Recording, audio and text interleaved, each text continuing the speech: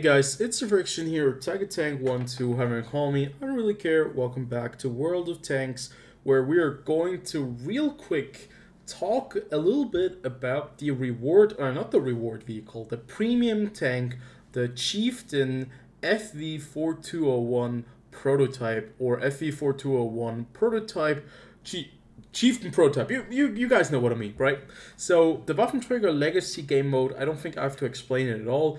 Short summary, this is the game mode where you play either the Waffenträger or you play as the Harrier squad, which consists of either Bad Shats, 25Ts, Object 140s, or M48s, and they all have different kind of gimmicks. And you play this mode for the rewards. The mode itself is quite a lot of fun because it's kind of a, what do you call it?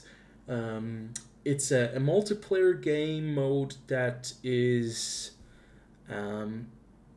it's a asymmetric, yeah, it's an asymmetric multiplayer game mode where one player has to fight against 6 other players. It's quite a lot of fun. There are some, fun times to be had, and the rewards are actually quite good. We're going to get to them real fast because I think we have already seen everything else. They have not announced anything new, at least depending on the stats or the, all of the characteristics and abilities. Everything is still the same. There are no new tanks to it, and there is now a progression system. The progression system is what we want to take a quick look at.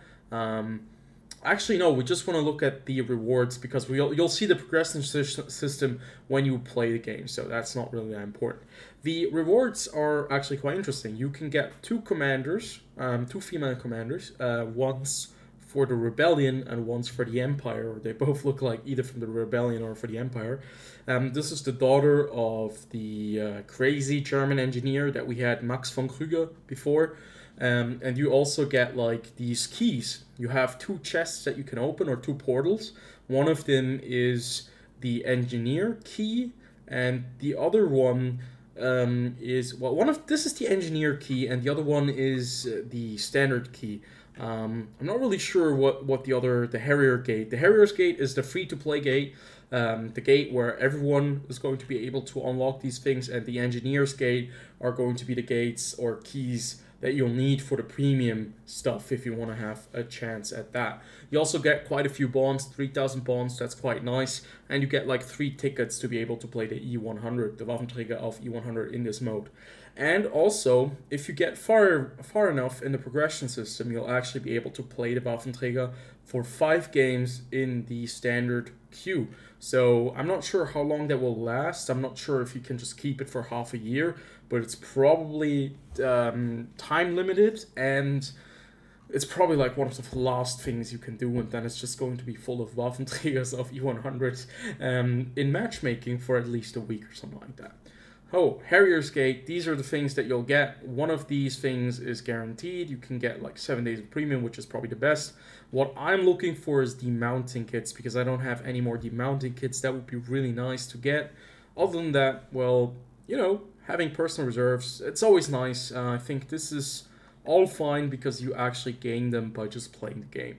But now we get to the stuff that is a lot more interesting, and that's one of the key things that people are interested in, and it's the Engineer's Gate. The Engineer's Gate you actually have to buy. I don't know the prices right now, but you can actually re-roll the chests every single time, or not every single time, for at least a couple of times, and it's gonna cost you each time you re-roll the chest if you want to get something else. Now keep that in mind. It will cost you in gold, 250 gold for the first reroll. The second is going to be 500. So you want to be cautious because you do not want to spend too much money on these loot box shenanigans. Now, as always, I just want to point out, if you're a student, if you're somebody who does not have the funds to buy these things, do not put money into this game. Obviously, this is your own responsibility. I just want to point it out. I know how it feels to have FOMO in World of Tanks. I know it for myself, for my own experience, I haven't bought anything in the last 2 years, and I have not felt any better. No, I have felt... Wait, let me rephrase that. Okay, let me rephrase that. This English is not my first language, and sometimes I run into the bloody wall, and I just say things that are absolutely wrong. So, I haven't bought any premium tanks in the last 2 years, and I'm totally satisfied and happy with that, because I think World of Tanks is a great game, but it is not on the same path as I want it to be. And I think personally, Wargaming should certainly rethink some of their strategies before I will start putting money back in. Now, the FV4201 Chieftain Proto is exactly one of those tanks, but we're going to take a look at this vehicle in just a second, because I think it might just not be something that people will expect. This is why I'm making this video, because I think that the FV4201 Chieftain Proto is basically it's a bait at the moment, and I would be really, really cautious. So let's talk about the Engineer's Gate. The Engineer's Gate right here will give you access to several things. First and foremost, you can get the credits, right? One of these things is definitely in there, demounted kit, something, blah, blah, blah. Yes, we know. Then you also have a 5%, keep that in mind, a 5% chance to get one of these styles. A 5% chance, that's ridiculous, that's nothing. To get a premium tank, you have a 2.4% chance. Now, it's not like you're going to get the Chieftain or the K4 KTTS. If you want to get the Chieftain, this is the real dangerous thing about these loot boxes. If people want a specific tank, what Wargaming are doing is they are putting something in there which you cannot buy outright from the store, and they want you to roll as many times as you have to until you get the Chieftain Prototype. Now, the very disgusting thing about this is also that the Engineer's Gate does not guarantee you a premium tank. Now, you will get a premium tank that you don't own inside of your garage after you've activated it for 50 times. I'm not sure how much it's going to cost you, but it's actually going to be quite expensive. 50 times is probably not a small amount of money. So if you want the Chieftain Prototype, the thing is, it's really dangerous. If you don't own the M4Y or the MEL 1951, the Chieftain T95, the Astron, the VK, the Renegade, the Skoda, the Kampfpanzer, the Owl Proto, the AMX-30, the M48A2, or the KTTS, if you don't own any of these tanks, your chances of getting the Chieftain Prototype are incredibly slim. That's the danger of this. You might end up with, I don't know, 2 or 3 premium tanks, which is great, you know. If you maybe if you get lucky, you'll spend like $20 and you end up with 3 or 4 of the premium tanks. Like if you get really lucky. But it could be that you don't end up with the Chieftain Prototype because you don't own any of these vehicles beforehand. And that's a very dangerous thing, especially since the Chieftain Prototype is probably the vehicle everyone will be looking out for. This is the tank everyone wants to have. The KTTS, maybe some players want it too, but I don't really care too much about it because I already have the Kraslavsky. Kraslavsky has the same gun. Things are pretty similar to one another, and the armor, it's just like a tank destroyer without the turret. Has some more armor probably on it as well, but it's just not for me. Now the Prototype, obviously, if I wanted to get it myself, the chances of me getting the Prototype are also quite slim. I don't own the Chieftain T95. I don't own the Kampfpanzer 07, the R Prototype. I don't own the KTTS, so that's already 4 tanks that I don't have in my garage. So it's a 25% chance out of the 2.4% to get a Chieftain Prototype. Now, if you don't own these tanks, you will have even worse numbers, right? Worse stats. Keep that in mind. That is really important. I just wanted to give you guys a heads up because I know these tactics are predatory in my opinion. Now let's take a look at the Chieftain Prototype and talk about what the tank is actually like, characteristics, or speaking about characteristics. If the tank is really good, because the thing is, what the biggest bait is with this tank is it is called a FV4201 Chieftain. The Chieftain part alone and the FV4201 part, that will ring a lot of bells if you know what you're playing. If you're playing World of Tanks, you know the Chieftain, because the Chieftain has been running around in Clan Wars. People have got that tank through Clan Wars, and they're wrecking everyone's game. They're going around and they're just destroying the games because they're in a hold down position and it's incredibly difficult to actually touch them. And the thing is, if the Chieftain itself, you know, has such an incredible presence in the game, people automatically assume that the Chieftain Proto is going to be the same tank, or it's going to be similar but at tier 9. Now this is a very dangerous game that you're playing, because it can only lead to frustration, and that's why I wanted to take a look at the characteristics of the vehicle, because some things will be different and I'm not sure if it's a tank that everyone will like. So let's jump on over to the test client where you actually can visit the Chieftain.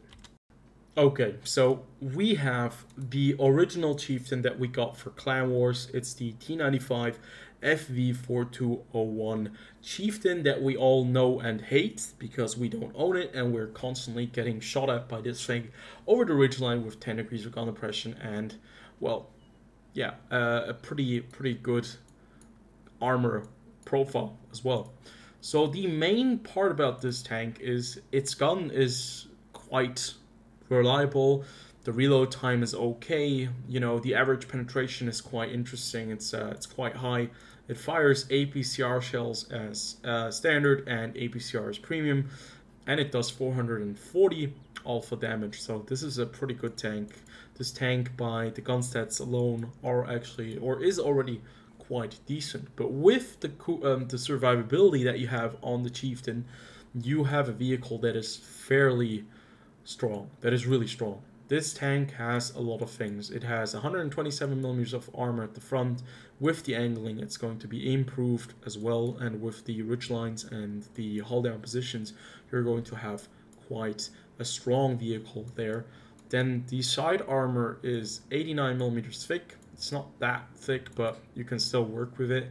And the turret is the main king right here. 350mm at the front. You have this tiny cupola on top, which you can actually hit and pen, only if you get really lucky. Other than that, there are no major weak spots on the Chieftain that I know of. Maybe below the gun mantlet right there. But I have never really managed to penetrate the Chieftain without the use of premium ammunition. It is also quite fast. 46 kph top speed, engine power at 1000 horsepower that you have, 16.67 horsepower per ton, which you can improve further with bounty turbo, or a standard turbo, and you might get this tank to 50 kph. So it's quite fast. And also it has 410 meters view range. This is obviously the tier 10. This is the story for the tier 10, but the tier 9, on the other hand, is going to be a bit different. As you can see, the immediate things you'll notice on the Chieftain Prototype is there are some very clear differences on the tank. The turret armor still looks very similar, but the cupola on top now has become quite large. It's a very big cupola in today's World of Tanks times, and a cupola that you can probably penetrate without any problem. So you might be losing quite a bit of the advantage that the standard Chieftain has at tier 10, where it can go to the ridgeline and fight without having too much of a worry about its cupola. This time around, you'll have to be a lot more cautious with it. Going into the gun as well, you can see the dispersion values are worse, but you can still work with that, no worries. Your alpha damage drops off by 40 damage, and your rate of fire is worse. Obviously, all of these things can still change if you have the right equipment, the right crew. You can still elevate it. It's a tier 9 tank, it's not a tier 10, right? And I think that's fair. Turret traverse, also not very good. It's quite slow, but it's a heavy tank, so I don't expect it to turn really slow, really quickly, but still something you have to keep in mind.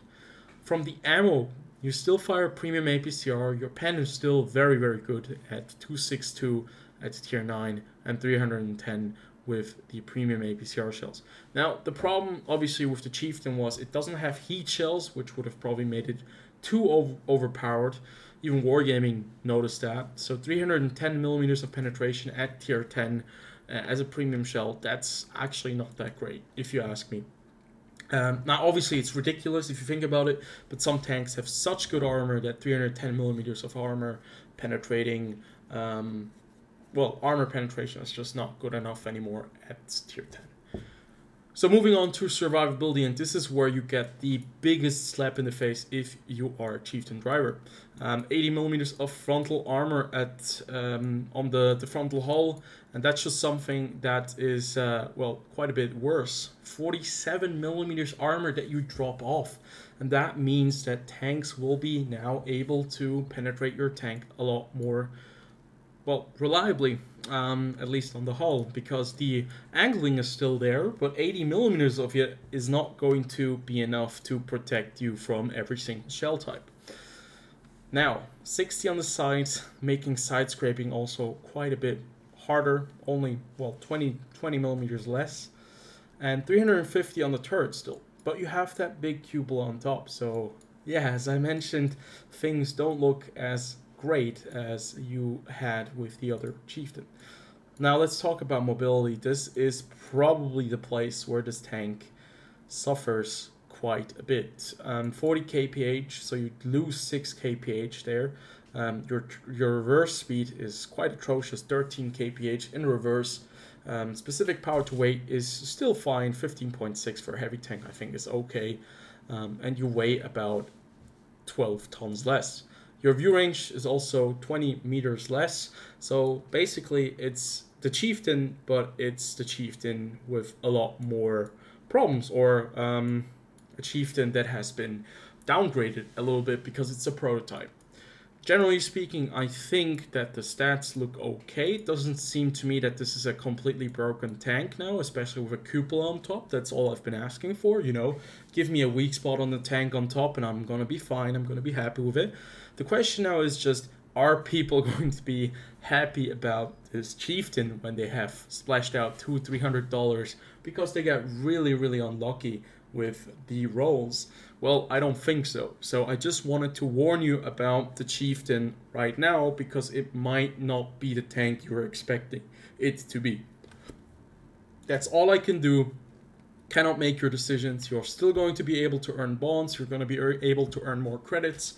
It's a tier 9 premium tank. It's a tier 9 Chieftain with some serious downgrades in certain areas, but still it's a Chieftain, and I think it's, you know, it's going to sell like hotcakes. Even I am tempted to get a Chieftain Prototype just to see what it's like to drive a Chieftain once in my life, because I've been getting destroyed by Chieftains when I've played it. But if we go into the direct comparison real fast again, you can see the other Chieftain is basically better in every single regard because it is a tier 10 tank, and it makes sense that the tier 9 vehicle is worse. Every other place you can see it's better. It's much better in the armor department as well. As you can see, like the Chieftain Prototype really doesn't have any hull armor at the front to speak of, and it's just better in mobility as well. You know, it has better engine power, it has better reverse speed, better track traverse, better turret traverse. It's better concealed by a little bit. It has better view range. So yeah, it's not going to be the Chieftain you kind of you have faced while you've been playing World of Tanks, but it's still a Chieftain, and a Chieftain that you can now take care of when you see the weak spot on the turret up there. And I'm fine by that. You know, if they release tanks like that with a cupola on top that you can reliably pen, hell yeah, I'm all for it. I don't care. Release all of the tanks. Give me a weak spot that I can shoot with standard ammo, and I'm going to be happy. I'm not going to be complaining at all. Hope this video does help out some of you guys.